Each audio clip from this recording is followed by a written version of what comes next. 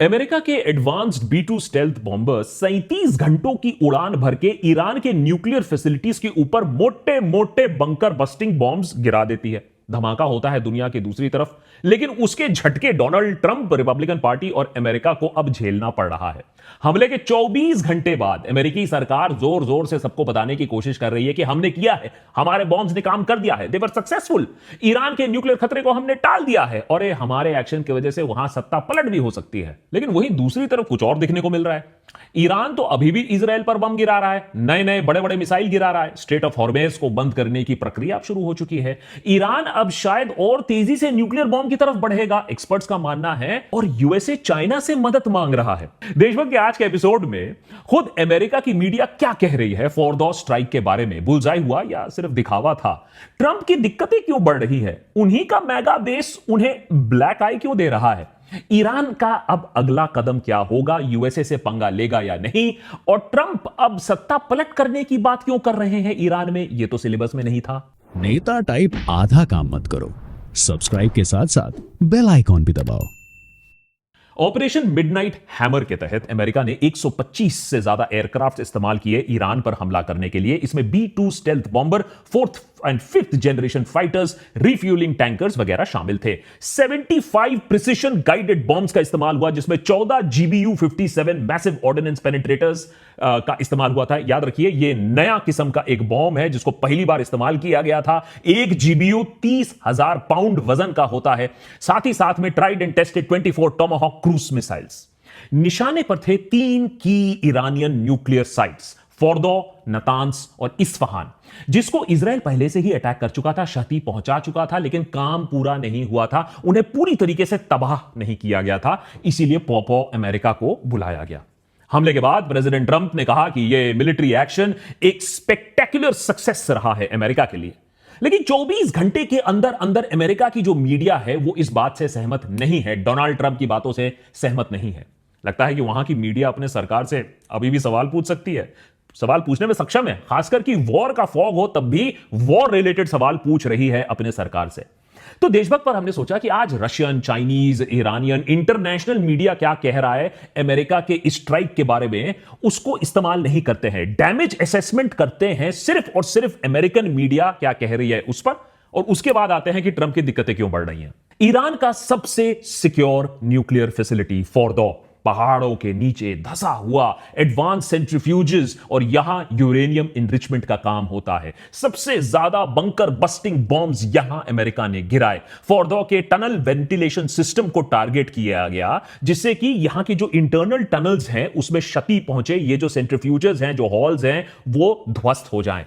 हमले के बाद जो सैटेलाइट इमेजरी अब हमें दिख रही है उसमें बॉम्ब्स के निशाने पर गिरने का साफ सबूत हमें मिल रहा है। साथ ही साथ जमीन पर ना ग्रे ब्लू ऐश कोटिंग हमें दिख रही है।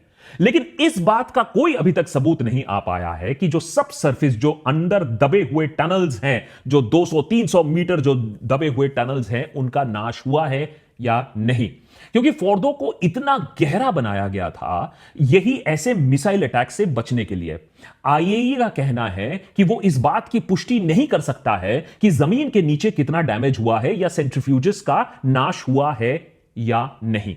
अब इसमें एक और गौरतलब बात यह भी है कि कल तक हमें भी लगता था कि यह मिसाइल भाई अमेरिका ने बनाया है, GBU बनाया है तो बहुत सक्सेसफुल होगा, लेकिन अब पता चलता है कि बोइंग कंपनी ने यह मिसाइल बनाया है, यह GBU बोइंग कंपनी ने बनाया है। तो वो एयरक्राफ्ट तो उड़ा नहीं पा रही है आजकल, पता नहीं शायद मिसाइल भी नहीं बना पा रही हो, तो इस बात पर थोड़ा सा डाउट हो जाता है। बट एनीवेज, सीरियसली बोले तो एक बात पर सहमति इंटरनेशनली बन रही है कि हमले से पहले 19th and 20th of June को फोर्दो में भारी गतिविधि देखी गई थी। सैटेलाइट इमेजेस देखिए। एक्सपर्ट्स का मानना है कि ईरान ने अपने 60% एनरिच्ड यूरेनियम, जो कि 400 किलोग्राम का यूरेनियम है, जिसको बनाना बहुत मुश्किल होता है, उसे वहां से निकाल लिया है। यह यूरेनियम 10 न्यूक्लियर बॉम्ब्स बनाने लायक है और इसको कहा जा रहा है कि दूसरे जगहों पर ले जाया गया है। तो जो रिसर्च का सामान है और जो एनरिच्ड यूरेनियम है वो अभी भी ईरान के पास इंटैक्ट है। अब बात करते हैं नतांस की। ईरान का सबसे बड़ा यूरेनियम इनरिचमेंट साइट है, अबव ग्राउंड भी है, बिलो ग्राउंड भी है। ऊपर का काम तो इजराइल ने पहले से ही कर दिया था। अमेरिका के मैसिव ऑर्डिनेंस पेनिट्रेटर का काम था कि नीचे के हिस्से जो हैं उन्हें तबाह करना।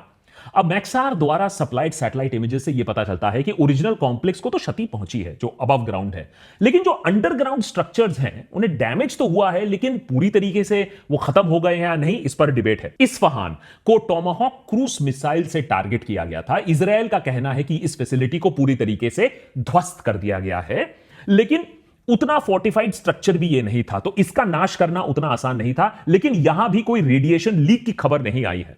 तो क्या यहां न्यूक्लियर मटेरियल था?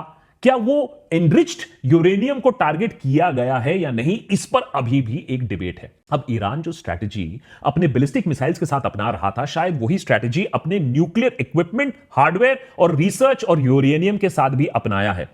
यानी जो यूरेनियम है, जो सेंट्रीफ्यूजेस हैं, उन्हें अलग अलग जगह कर दो, उनको छुपा दो, ताकि यूएस और इजराइल वहां तक पहुंच ना पाए। हालांकि इस बात में कोई डिबेट नहीं है कि ईरान के न्यूक्लियर साइट्स को जोर का झटका जरूर लगा है, लेकिन क्या उनका न्यूक्लियर प्रोजेक्ट नष्ट हो गया है? क्या वो अपना प्रोजेक्ट फिर से रीस्टार्ट नहीं कर सकते हैं? जल्द ही एक न्यूक्लियर बॉम्ब की तरफ जा नहीं सकते? इस पर कोई कंक्लूजन नहीं कहा जा सकता है। एक्सपर्ट्स का मानना है कि ईरान अभी भी अपने काम पर कैरी ऑन कर सकता है, जारी रख सकता है। और इसका एक और पॉइंट भी है। यह कहने की एक और वजह इसलिए है क्योंकि 24 घंटे के अंदर अमेरिका की सुर ऑलरेडी बदले बदले नजर आ रहे हैं। The strikes were a spectacular military success. Iran's key nuclear enrichment facilities have been completely and totally obliterated. We've got in, we've done the job of setting their nuclear program back. We're going to now work to permanently dismantle that nuclear program over the coming years. अरे vents भैया, अगर सालों और भी लग जाएंगे उनके nuclear project को डिसमेंटल करने के लिए, तो इतना जो टैक्स पेयर का पैसा आपने लगाया, इतने बड़े बड़े जो आपने बॉम्ब्स गिराए, उसका क्या फायदा हुआ? ईरान के लिए अमेरिका से डायरेक्ट लोहा लेना तो संभव है नहीं, ये सबको मालूम था। लेकिन ये तो लगा था कि आपने इतना बड़ा बॉम्ब जो फौरदौर गिरा दिया, उससे पूरा काम तमाम हो जाएगा, ये युद्ध खत्म हो जाएगा और फिर शायद डेमोक्रेसी की बहाली भी हो जाएगी। अमेरिका के पास देखो और बॉम्ब्स हैं, इस पर कोई डाउट नहीं है। आज नहीं तो कल ईरान पर और भी बॉम्ब्स गिरा देंगे, लेकिन दिक्कतें ट्रंप के लिए और भी बढ़ रही हैं। ईरान के अंदर नहीं, ईरान के बाहर। एक टाइम हुआ करता था जब अमेरिका के इंटरवेंशन को स्वागत किया जाता था, कम से कम थोड़ा बहुत मॉरल हाई ग्राउंड कहीं रहता था। लोग कहते थे कि भाई आरती की थाली निकालो, देखो भाई डेमोक्रेसी वाले आए हैं। लेकिन अब उल्टा हो रहा है। चाइना और रशिया जैसे देश, ये पावर्स कह रहे हैं कि अमेरिका ने जो काम किया है वो अनडेमोक्रेटिक तो छोड़ो, इलीगल है, यूएन चार्टर के खिलाफ है। ईरान को सपोर्ट देने की बात अब इंटरनेशनली होने लगी है। यहां तक कि रशिया के फॉर्मर प्रेसिडेंट और पुतिन के टॉप एड दिमित्री मेदवेदेव, उन्होंने भी कह दिया है कि सिर्फ ईरान का न्यूक्लियर फ्यूल और इनरिचमेंट इंफ्रास्ट्रक्चर सेफ ही नहीं है, बल्कि यह भी कि दूसरे देश अब ईरान को डायरेक्टली अपना न्यूक्लियर वॉरहेड भी दे सकते हैं। अब ये धमकी है या एक्चुअली ऐसा कुछ हो सकता है, ये हम देख लेंगे। लेकिन इसी बीच ईरान के फॉरेन मिनिस्टर पुतिन से मिलने मॉस्को जा रहे हैं, तो ये एक खिचड़ी जरूर पक रही है। पुतिन इसका फायदा उठा सकते हैं वेस्ट को प्रेशराइज करने के लिए। दूसरी तरफ, जैसे कि हमने आपको कल ही अपने एपिसोड में बोला था कि सबसे पहला और आसान काम जो ईरान कर सकता है वो कर रहा है। स्ट्रेट ऑफ हॉर्मेस को बंद कर रहा है, ब्लॉकेड वहां लगा रहा है। वहां के पार्लियामेंट ने इसकी मंजूरी दे दी है। दुनिया का 20 से 25% ऑयल और गैस इसी हॉर्मेस से गुजरता है। भारत का भी एक बड़ा ऑयल इंपोर्ट हिस्सा यहीं से आता है। अमेरिका देखो तेल की भाषा बहुत अच्छी से समझती है। यह खबर आने के बाद तो उसने क्या कहा कि अच्छा सुनो, चाइना से बात करते हैं। चाइना से रिक्वेस्ट किया जा रहा है कि भाई चाइना जरा ईरान को बोलो कि जरा हॉर्मेस वाला जो पॉइंट है ना, उसको बंद ना करे। माने इंटरनेशनल कॉमेडी चल रही है। अमेरिका अपने कम्युनिस्ट राइवल से, जिस पर वो कल तक 200-300% टैरिफ लगा रहा था, अपना सबसे बड़ा खतरा मानता है उसे, उससे कह रहा है, उसी चाइना से कह रहा है कि तुम हमें मदद करो। एक इजराइल की चापलूसी करते करते ट्रंप कितनी अपनी बेइज्जती कराएगा, यह सोचने वाली बात है। मैं तो एक्चुअली सोच रहा था ये जो खबर आप देख रहे हैं ये फेक है। खुद जाकर मैंने सीएनबीसी अमेरिका में जाकर चेक किया है, ये खबर तो वहां छपी है। अब डोनाल्ड ट्रंप की खासियत यह है कि उनका एक फैन बेस है जो कि किसी मूवी स्टार, फुटबॉल स्टार और क्रिकेट स्टार से ज्यादा गहरा एक कनेक्ट है। अब आप इसे मेगा फैन बेस कह लीजिए। ट्रंप को नॉन बायोलॉजिकल भगवान मानता है ये मेगा बेस। ट्रंप पे जान छिड़कता है। उनके लिए ट्रंप के डू नो रॉन्ग, और ट्रंप ने अगर कुछ कह दिया है तो वही सही है। दुनिया कितना भी गाली गलौच कर ले, ट्रंप को हमेशा यह मालूम होता है कि जो उनके मेगा भक्त हैं उनके लिए वही असली पॉपॉ हैं। अब यूएसए के इतिहास में युद्ध में जो उलझना होता है, इसको लेकर अमेरिका में डिबेट, प्रोटेस्ट, प्रोपेगेंडा चलता रहता है। प्रो भी है, अगेंस्ट भी है। चाहे वो वियतनाम हो या अफगानिस्तान हो, आपको सड़कों पर लोग दिखेंगे कि ये अमेरिका जो कर रहा है ये गलत है। लेकिन अभी जो हम देख रहे हैं पिछले 24 घंटों में, शायद अमेरिका की हिस्ट्री में पहली बार एक प्रेसिडेंट अपने कोर वोटर बेस, अपने सपोर्टर से खुद ही गाली खा रहा हो। दरअसल हुआ यह है कि ट्रंप ने अपनी पहचान वॉर रुकवाने वाले प्रेसिडेंट की एक बनाई थी। वो खुद गाली बकते थे कि ये सारे जो डेमोक्रेट प्रेसिडेंट्स हैं और जो पुराने प्रेसिडेंट्स हैं, फालतू में अमेरिका को वॉर में ड्रैग करते हैं, खर्चा कराते हैं, लोगों का अच्छा नहीं होता है। लोगों ने सोचा देखो ये इंसान बहुत अच्छा है, ये हमारी भलाई के बारे में सोच रहा है, दुनिया के बारे में नहीं सोच रहा है। उन्हें एक डील मेकिंग प्रेसिडेंट बनना था, उन्हें एक यूनिफायर प्रेसिडेंट बनना था, पीस मेकर प्रेसिडेंट बनना था। अपनी छवि ऐसे ही वो मोल्ड करने की कोशिश कर रहे थे। अमेरिका का वॉर नहीं होगा, हम वॉर में नहीं घुसेंगे, हम रशिया यूक्रेन रुकवा देंगे, हम इंडिया पाकिस्तान रुकवा दिए हैं, मुझे नोबेल प्राइज चाहिए इसी चीज पर। लेकिन अब इतना सब कुछ करने के बाद खुद ही वॉर में घुसा दिया अमेरिका को। क्यों? क्योंकि इजराइल पापा ने बोला था, जो बड़े पापा हैं उन्होंने बोला था। ट्रंप के मेगा बेस को यह बात अच्छी नहीं लगी है, यह बात उनको एक धोखा लगा है। इन्फ्लेशन कंट्रोल करना था वो नहीं किया, अच्छे दिन लाने थे वो नहीं किया, उल्टा मिडिल ईस्ट के आग में ढकेल दिया। बार बार लोग ट्रंप को कोस रहे हैं, मेगा को त्याग रहे हैं, मेगा के टोपी को आग लगा रहे हैं। लेकिन उससे भी ज्यादा खतरनाक, अमेरिकन को फाइनली यह बात समझ में आ रहा है कि उनके देश का असली नाम USA, United states of America नहीं है, यूनाइटेड स्टेट्स ऑफ इजराइल है। और यहां वही होता है जो राष्ट्रपति नेतन्याहू चाहते हैं। यह कैसे हो गया? इस पे हमने आपको एक डिटेल्ड एपिसोड भी बना के दिखाया है कि अमेरिका का असली पॉपा कौन है। और अब इस बात को मैं ही नहीं, बहुत सारे ट्रंप फैंस कह रहे हैं। और उनमें से जो प्रमुख है मार्जरी टेलर ग्रीन, उनका मानना है कि नेतन्याहू ने ईरान पर अटैक इसलिए किया था क्योंकि उनकी गद्दी छिनने वाली थी। Last week on Thursday, they held a vote in the Knesset, and Netanyahu only won by 2 votes because the polling is showing that if an election was held today, he would lose. And then Friday, Israel attacked Iran. That's why the bombs are falling, and it seems very political. ये बात कोई American urban नक्सल leftist टुकड़ा टुकड़ा gang वाला नहीं बोल रहा है, बल्कि ट्रंप के सबसे बड़े फैन ने कहा है। ये समझना कि ये कन्फेशन कितना बड़ा है, आप समझ लीजिए साध्वी प्रज्ञा ठाकुर कल आकर बोले कि हां मेरे पार्टी ने मुझे ये बोला था कि धर्म का उपयोग करो वोट्स बटोरने के लिए, और ये बस एक फॉर्मूला है। धीरे धीरे बहुत सारे लोगों को, जो सिविलियंस हैं और जो पॉलिटिक्स में हैं, उन्हें समझ में आ रहा है कि यूएस पॉलिटिक्स असल में कौन चला रहा है, डेमोक्रेट्स नहीं, रिपब्लिकन्स नहीं।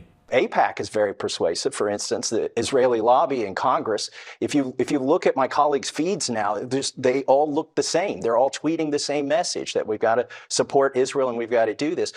वाइस प्रेसिडेंट वैंस को यह बात समझ में आ गई कि इंटरनेशनल बेइज्जती तो छोड़ो, अरे घर के अंदर का ही सपोर्ट बेस हाथ से निकल जाएगा इस रेट पर। लेकिन वो अपने मेगा बेस को कह रहे हैं कि भाई ट्रस्ट अस ब्रो, हमें पता है कि हम क्या कर रहे हैं। पहले वाले प्रेसिडेंट्स को नहीं पता था वो क्या कर रहे हैं। I understand the concern, but the difference is that back then we had dumb presidents, and now we have a president who actually knows how to accomplish America's national security objectives. Vance ये बोलते हुए भी डम लग रहे हैं और America के लोगों को ये सब दिख भी रहा है, क्योंकि कल तक यही इंसान चीख चीख कर कह रहा था कि ट्रंप और वैंस की जो टीम है, ये जो डुअल इंजन है, इनका कॉम्बिनेशन दूसरे देशों के मामले से अमेरिका को दूर रखेगा, दखलंदाजी के पॉलिटिक्स से अब हम एक ब्रेक लेंगे, हम अलग हो जाएंगे। और ऊपर से अब ऑर्डर आने लगा है कि ये जो लोग सवाल उठा रहे हैं ट्रंप पर, वैंस पर, उनको हटा दो, उनको बैन कर दो। ट्रंप का ईरान के ऊपर स्ट्राइक इतना सक्सेसफुल था कि पिछले 24 घंटों के अंदर वो ईरान में अब रेजीम चेंज की बात करने लगे हैं। महीनों से ये बोलने के बाद हमें ईरान के न्यूक्लियर बॉम्ब से मतलब है, रेजीम से मतलब नहीं है, लेकिन अब वो बात रेजीम चेंज तक ले आए हैं। जोर जोर से बोल के लोगों को स्कीमें बता दे। अमेरिका में ईरान के सत्ता पलट को लेकर काफी रुचि है। वैसे नया मार्केट मिलेगा, नए इन्वेस्टमेंट्स होंगे, इस बारे में डिस्कशन ऑलरेडी होना शुरू हो चुका है। सस्ता तेल मिलेगा, और ये सब करने के लिए उन्होंने एक बंदे को ऑलरेडी तैयार भी कर लिया है। वो बंदा जो पिछले बंदे को आपने उसको सेटल किया था, उसका बेटा है। तो बने ये एजेंडा पूरा सेट है कि आपको बस सत्ता पलटनी है। उधर बहुत से अमेरिकन ये बात कर रहे हैं कि अगर नोबेल प्राइज ही चाहिए था तो ट्रंप एक काम करे, इजराइल और ईरान दोनों को एक टेबल पर बैठाए और एक डील कर ले। अगर ईरान के पास बॉम्ब्स नहीं हो सकते हैं तो इजराइल के पास भी बॉम्ब्स नहीं हो सकते, डिसआर्म कर दो, नोबेल प्राइज पक्की हो जाएगी ट्रंप के लिए। और ऐसा हो भी चुका है। साउथ अफ्रीका के पास न्यूक्लियर प्रोजेक्ट था, उसने डिसआर्म किया। यूक्रेन के पास न्यूक्लियर वेपन्स थे, उसने डिसआर्म किया। तो यह इंपॉसिबल नहीं है कि ईरान के साथ साथ इजराइल भी डिसआर्म कर ले अपने आप को। कहा जाता है कि भाई ऐसे सवाल नहीं पूछने चाहिए, क्योंकि ऑफिशियली तो इजराइल के पास न्यूक्लियर वेपन्स है ही नहीं और अमेरिका ये सवाल पूछता भी नहीं है। और दूसरा है कि ऐसे सवाल पूछोगे तो मोसाद तुम्हारे पीछे लग जाएगी। लेकिन ट्रंप के लिए बेस्ट ऑप्शन यही है कि ईरान उसके ऊपर अब अटैक कर दे, फिर उसके बाद कम से कम ये कह तो पाएगा कि देखो कितना खतरनाक था ये ईरान, अब मैं फिर से उसके ऊपर अटैक कर रहा हूं। लेकिन इजराइल पर अगर सिर्फ फोकस करता रहा ईरान, हॉर्मेस को अगर उसने बंद कर दिया, तो अमेरिका और ट्रंप की दिक्कतें बढ़ जाएंगी और शायद फिर से ऐसा अटैक विदाउट डायरेक्ट प्रोवोकेशन वो ना कर पाए। तो ये तो देखना पड़ेगा कि घर में कितना प्रेशर रहेगा जिससे वो ईरान पर फिर से ऐसे हमला ना कर पाए। लेकिन सोचने वाली बात यह है कि आज अमेरिका को ईरान की डेमोक्रेसी, वहां की महिलाओं, वहां की सेफ्टी के लिए बहुत चिंता जग रही है, न्यूक्लियर वेपन्स को लेकर बहुत चिंता हो रही है, सो नहीं पा रहे रात को। लेकिन यही ख्याल, यही चिंता कभी नॉर्थ कोरिया के बारे में नहीं आया, नॉर्थ कोरिया के न्यूक्लियर वेपन्स के बारे में, वहां की महिलाएं, वहां की डेमोक्रेसी। वहां डेमोक्रेसी बहाल करने के लिए कोई B-2 स्टेल्थ बॉम्बर नहीं जाएगा। और यही शायद दिख रहा है हमें पूरी वेस्ट की हिपोक्रेसी। ये हिपोक्रेसी आपको दिख रही है, मुझे दिख रही है। बात ये नहीं है कि कौन पावरफुल है, कौन वीक है। हमारी आदत बन चुकी है कि जो कमजोर है उस पर हंस दो, जिस पर बॉम्ब गिर रहा है उस पर हंस दो। लेकिन कहीं कहीं हमें यह भी देखना पड़ेगा कि इसी तरीके से हम हंसते रहे तो कल हमारी बारी ना आ जाए, क्योंकि जो सही है और जो गलत है उस पर फोकस नहीं हो रहा है। बॉम्ब किसके पास ज्यादा है, मिसाइल किसके पास ज्यादा है, फोकस उसी पर हो रहा है।